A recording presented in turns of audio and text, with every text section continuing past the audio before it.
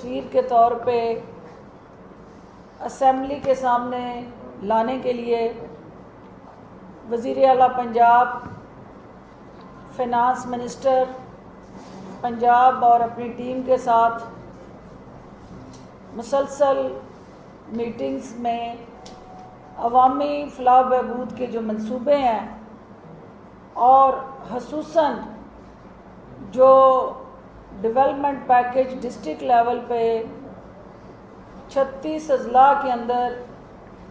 हुकूमत पंजाब का जो वादा है कि तरक्की यकसा और तरक्की के समरात और मौक़े जो हैं उनकी यकसा फराहमी को यकीनी बनाना PTI हुकूमत का खासा है और दो नहीं एक पाकिस्तान की जो सोच है उसको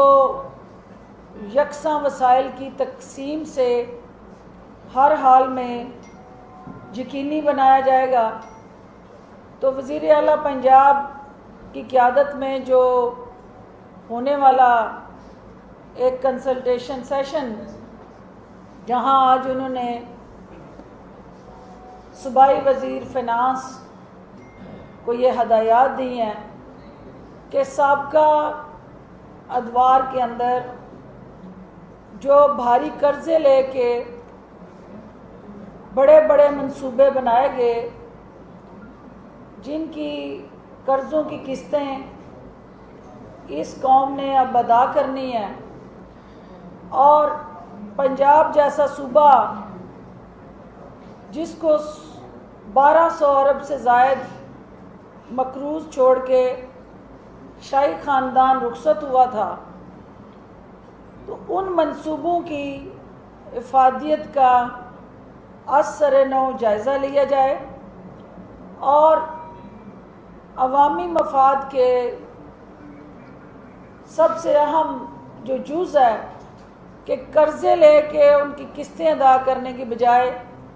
उनको सस्टेनेबल और सेल्फ सफिशेंट बनाने की हिकमत अमली तरतीब दी जाए। उसमें रिंग रोड, आपकी मेट्रो, लाहौर, पिंडी और मुल्तान समेत दीगर जो मेगा प्रोजेक्ट्स जिनको इन्होंने करप्शन और किकबैक्स के लिए शुरू किया और अल्टीमेटली खसारे के वो मंसूबे जो हैं बग़ैर किसी सस्टेनेबल रोड मैप के वो नामुकम्मल मंसूबे अधूरे छोड़ के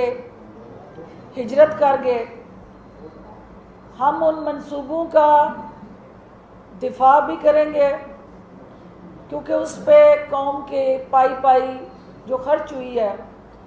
और जिसकी कीमत जो है वो हमारी आने वाली नस्लों ने भी अदा करनी है, तो उसका मसरफ़ जो है अवामी मफाद में हर हाल में यकीनी बनाने के लिए तरजीहात जो हैं वो तय की जाएं। आज दो अहम इशू जो ज़ेर बहस है और मीडिया की स्क्रीनों के जीनत बने हुए हैं, उनमें पिंडी रिंग रोड के हवाले से जो मीडिया के अंदर स्पेकुलेशंस,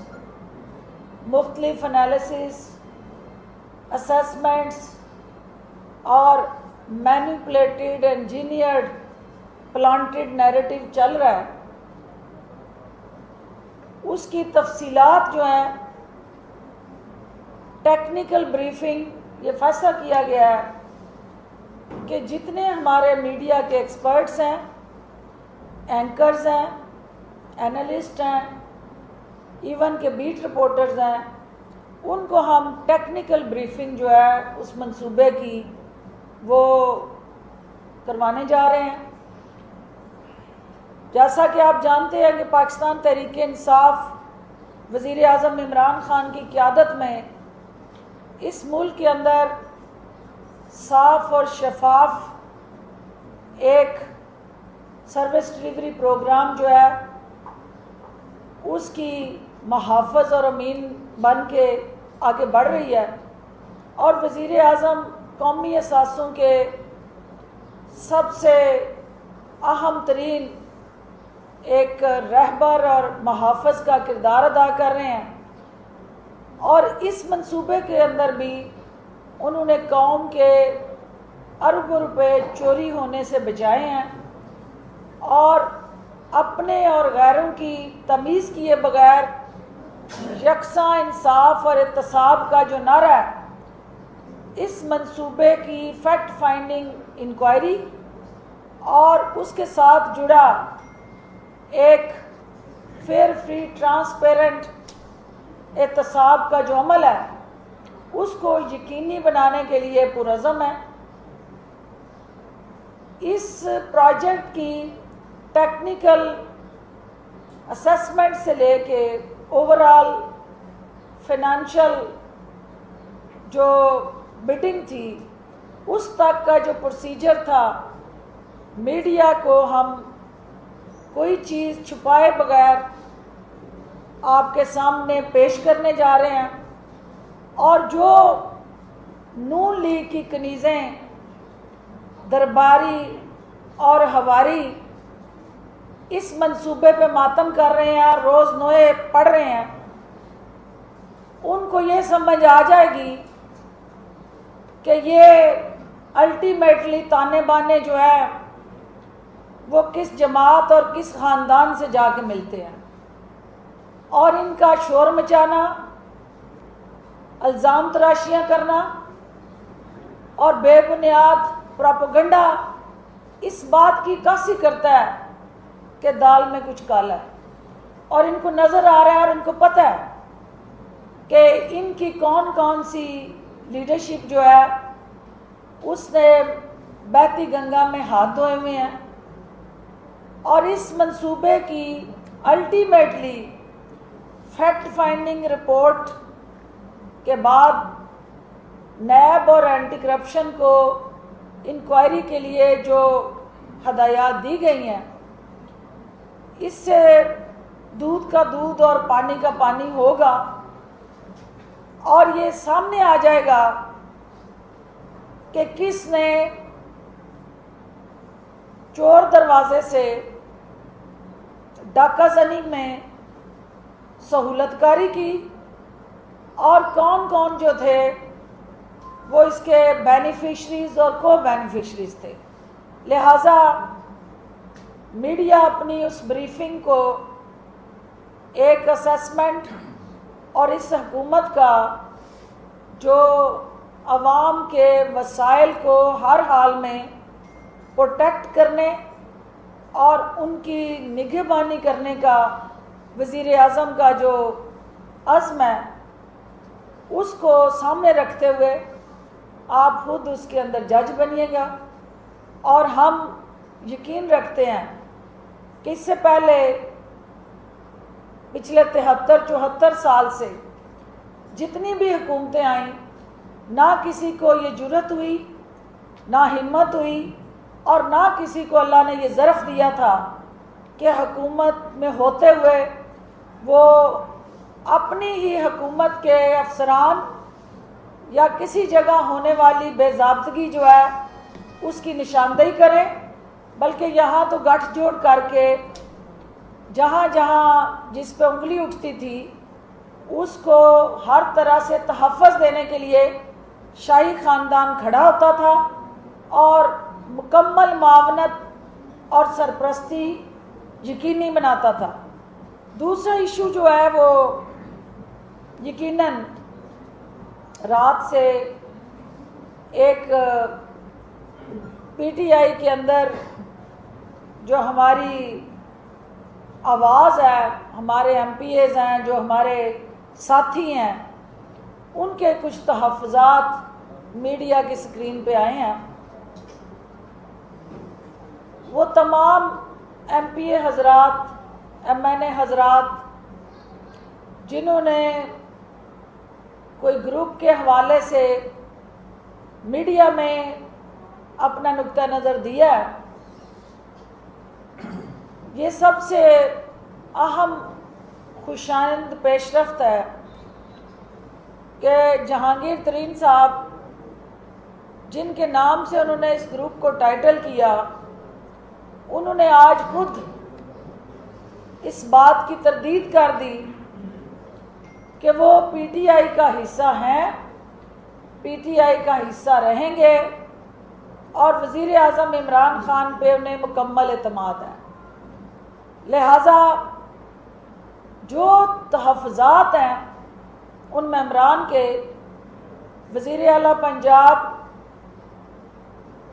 मुख्तलिफ MPA हज़रात को डेली 1 घंटा उनकी जायज़ जो कॉन्स्टिट्यूएंसी से जुड़ी ज़रूरियात है, उनके वोटर्स के लिए जो अवामी मंसूबे हैं और जो ओवरऑल उन अवामी नुमाइंदागान का इस हुकूमत के साथ जुड़ा